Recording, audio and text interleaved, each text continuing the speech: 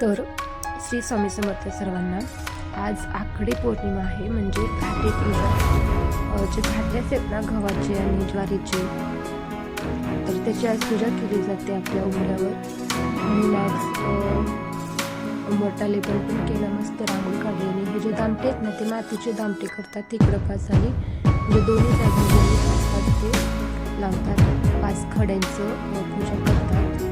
आणि हे बघा पूजा ज्वारीचे असते, तर ते खरडा आहे वाटतं. ते मला गव्हाचे भेटले नाही, पण मी दोन्हीची पूजा केली.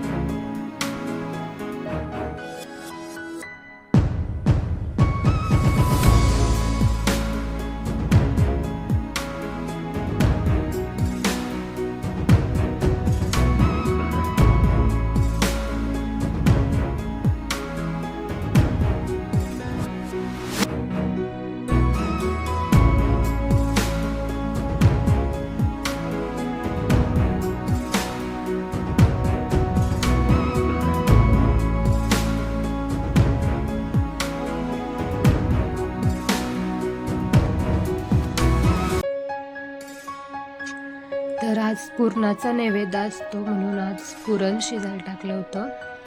म्हणजे कुकरला शिट्टी लावून घेतली होती, फक्त हे हटत होते साखर आणि गूळ टाकून.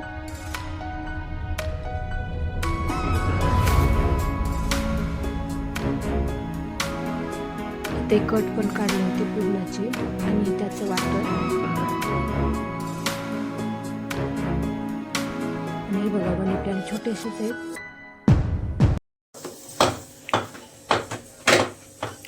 तो कढी झाली आहे बनून, आमटी. इथं बघा काय चालू आहे, पुरण वाटण्याचं काम. बँकेला जेव्हा सुट्टी असते ना, असं पुरण वाटायला काम लावायचं. इकडे बघा, नमस्कार कर ना सगळ्यांनाच. नमस्कार.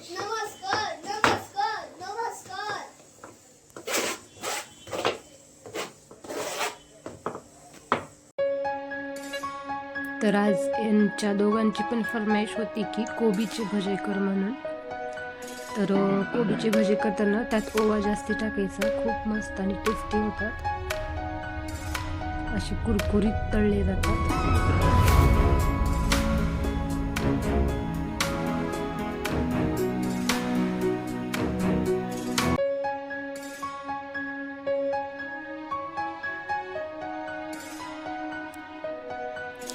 तर पुरणाची पोळी अशा जाड दिसत असतील, कारण मला पुरणाची पोळी जाडच आवडते. पुरणपोळी कशासाठी म्हटले, त्यात जास्ती पुरण भरायचं आणि त्याची पोळी टाकायचं. मला जास्तीच पुरणपोळी खूपच आवडता पदार्थ आहे, त्याच्यामुळे मी अशी पुरण जास्ती घालते आणि जास्ती जाड थोडंसं लाटते.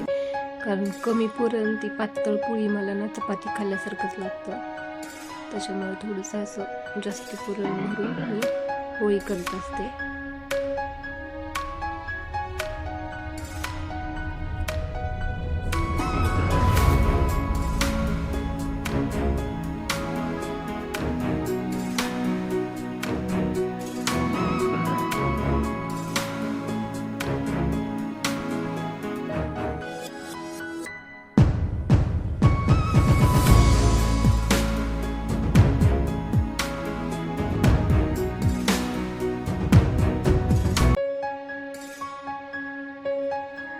तर इथं नैवेद्य कसं दाखवायचं हे नव्याने सांगण्याची गरज नाही.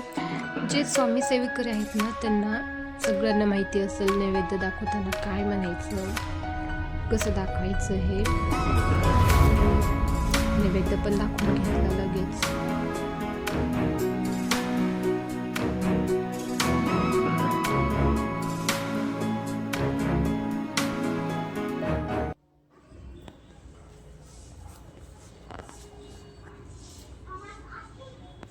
खुशी काय करते? मी हं? भांडे कुंडे बनवले. भांडे कुंडे बनवायली. पण त्यात किती पाणी टाकले तू? जास्ती पाणी टाकलं की होत नाही. काय काय बनवली मग? अजून मला बनवायचं. रुमाल कसा केलाय?